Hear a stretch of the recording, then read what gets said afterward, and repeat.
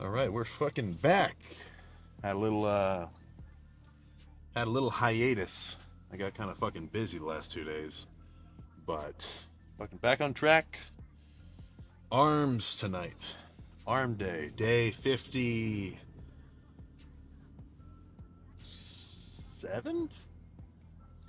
Whatever. I don't remember. In the 50s. So the last week I've been totally fucked up on the meals. Uh, like having to stay up extra late studying and shit.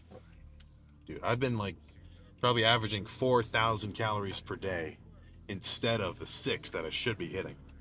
I'm down to like four. No, what I'm saying. I'm down to like 247 in the morning. Dude, that is so fucked. But a few days of consistently hitting the 6K, should be back on track. Shouldn't be too much of a problem. But in terms of like actually bulking or cutting, the most important thing is either having your gas tank completely full all the time, like when you're bulking up, or completely empty when you're trying to lose weight. Because just as like a general idea, your muscles have a shit ton of carbs and water in them, right? That's why people talk about carbing up for like a bodybuilding show. So inside all your fucking muscles, you've got muscle glycogen, which is just like sugar pretty much. You got about, I don't know how many grams, at least 500 or 600 grams of carbs just stored throughout your muscles at a baseline level. So if you want to build muscle, you want to just be overfilling your muscles with carbs constantly, right? So that's the point of bulking.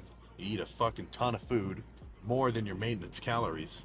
That's going to keep you completely full, and that's what's going to be conducive to actual growth. And then, in the opposite case for dieting down, you want your carbs in your muscles to be completely depleted, because your body is going to burn carbs first as a fuel source. So if you're completely depleted of carbs, eating in a real calorie deficit, then your body's going to be forced to burn fat tissue. And that's the only way that you're going to gain or lose weight, is by eating a calorie surplus or a calorie deficit. There is no way around it. There are no tricks or special workouts that are going to help you lose fat, or, well, obviously workouts are going to help you build muscle. But in terms of weight gain or loss, primarily fat gain or loss, it's completely dependent on the amount of calories that you eat every day. People just don't seem to fucking understand that. So, enough of this little sprinkling of information. Let's fucking drink this pre, get in there and start thrashing arms. God damn it. Whew. Okay, let's see what fucking happened. Very basic today. Biceps was just dumbbell curls, easy bar curls. I threw in like just a teensy amount of cable curls, like barely. And then triceps was just push downs. Single arm and like basically straight bar. So it doesn't take much thought. It's pretty much purely about the weight and the intensity. I seriously need a tape measure. Holy shit. I was about to say, this pump is skin tight. Somebody left a comment saying, of course it's fucking skin tight. It's skin. So, you get what I'm saying. Obviously it's skin tight, but my skin feels tight. Let's go.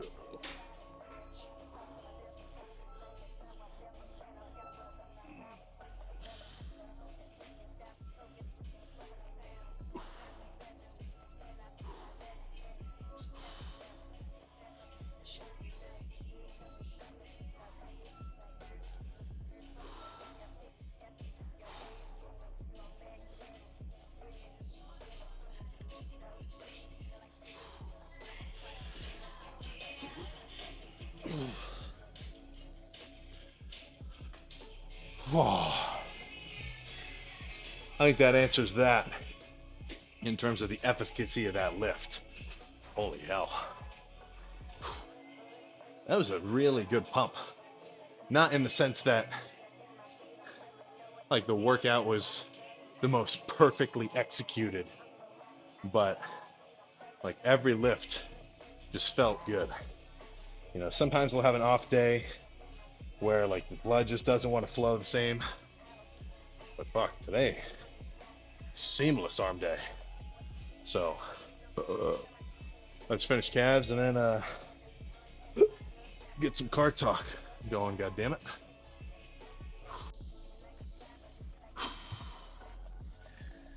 Immaculate is an understatement to describe that fucking arm day. Holy hell.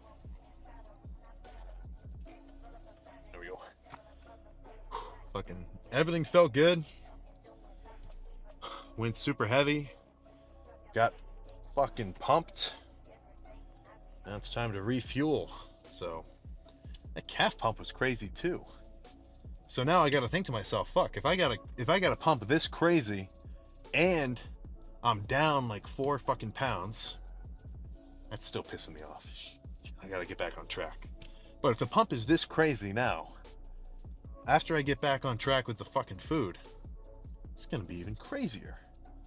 So, still goal end weight 260. I gotta fucking get into hammer time. Or no, clock into overtime. You get what I'm saying. So post-workout shake, got the protein, the dextrose. I mean, I literally just finished my last set of calves 5 minutes ago. So let's just slam this as quick as possible. Jumpstart the recovery process.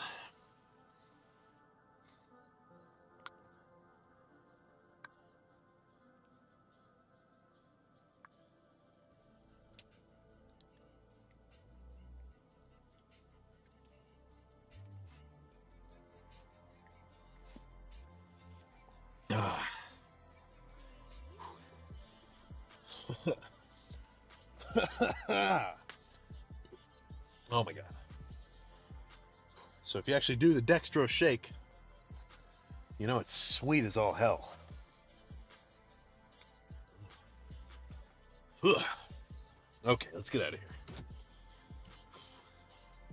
So let's, if you're here, you've probably seen the TikTok. And I make a lot of posts, you know, like hating on science-based lifters.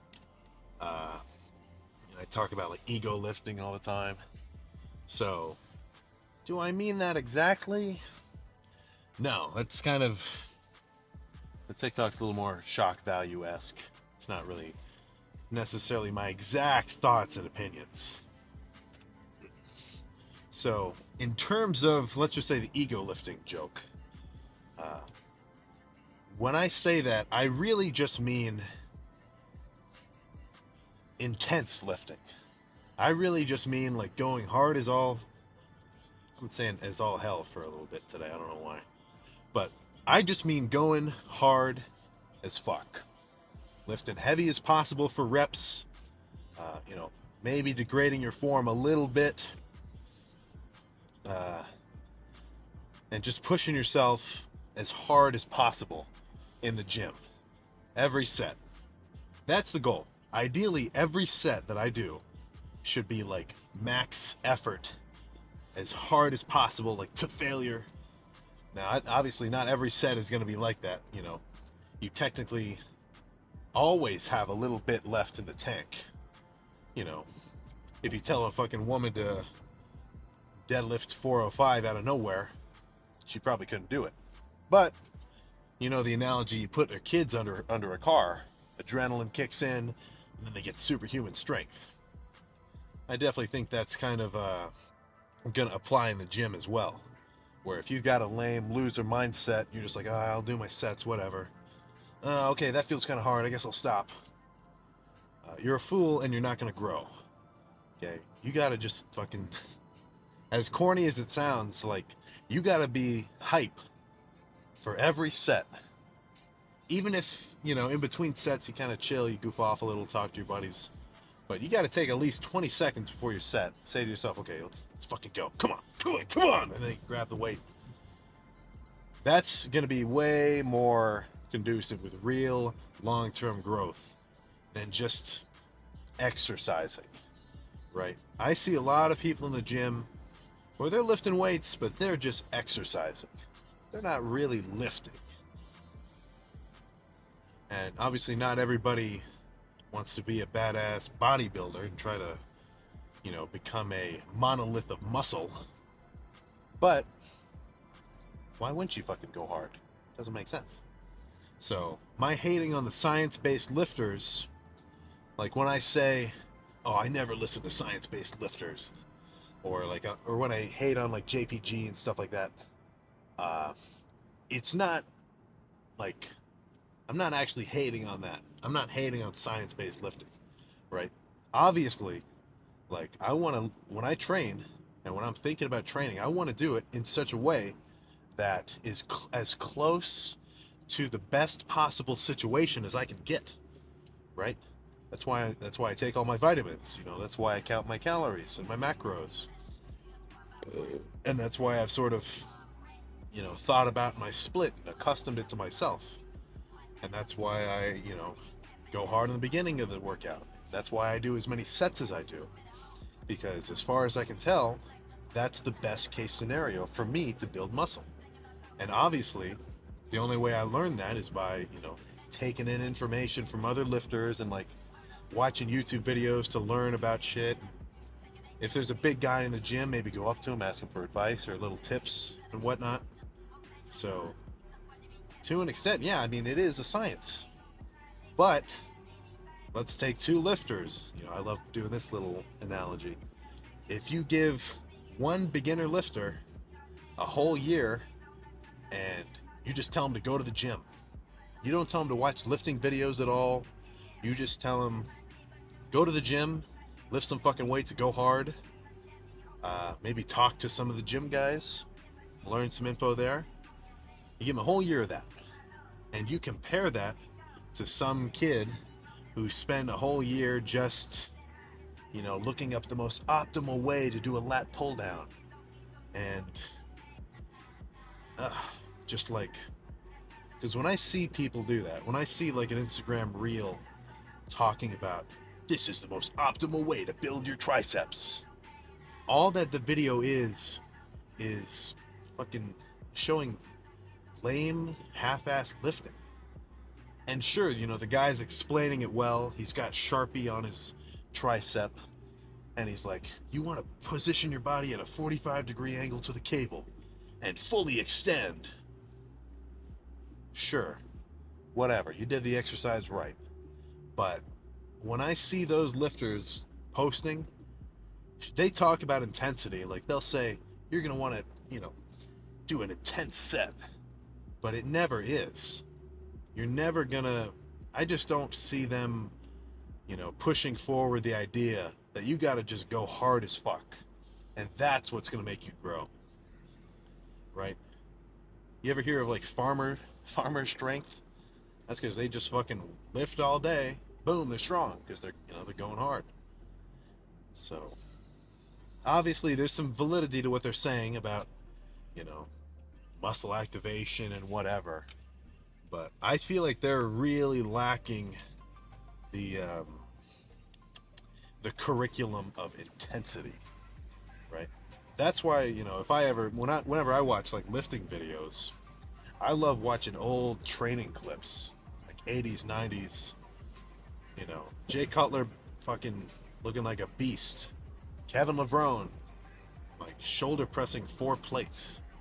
Tom Platz, you know, just fucking screaming on the leg press. Or not the leg press, he doesn't do that. On the leg extension. Mike Mentzer. I don't really want, or Dorian Yates, another perfect example. Right? Those guys went fucking hard. And they didn't overcomplicate their training. Right? Who's gonna get a better workout? The guy who just spent like a cumulative amount of time of like 20 hours watching optimal lifting videos, or the guy who goes into the gym and he thinks to himself, okay, I'm going to work out my quads today. I'm not going to stop until I kill myself, until I literally destroy my quads. That intense mindset is going to overpower, the optimal mindset every day of the week. Now, ideally, you can have a mix of both worlds. But if you don't have intensity, and sure, you do your optimal workout, whatever. You do your bench and your flies and your cable press or whatever. But you don't have intensity, you're not going hard as fuck, you're not getting hype, you're not gonna fucking grow. So, I mean, in my mind, I think my workouts are perfectly sound in terms of fatiguing the muscle and stimulating protein synthesis. But, if you follow every one of my lifts to the T, but you don't push yourself, guess what? You're going to get zero results. Well, you'll plateau at a much earlier rate than if you go hard. So, that's one thing I've not been seeing as of late in the fitness community. The only time I see people going hard is if they're doing a 1 rep max, which is not going to build any muscle at all. They're just doing it for fun. Actually, yeah, that's pretty much the only time I see people going super hard. For the most part. Obviously not everyone. But you get what I'm saying. If you just, if you actually have intent and purpose in your workout, and your music's blaring, your heart's beating, you're getting excited, that's the way that you're going to grow. That is the way to do it. So let's see, what else?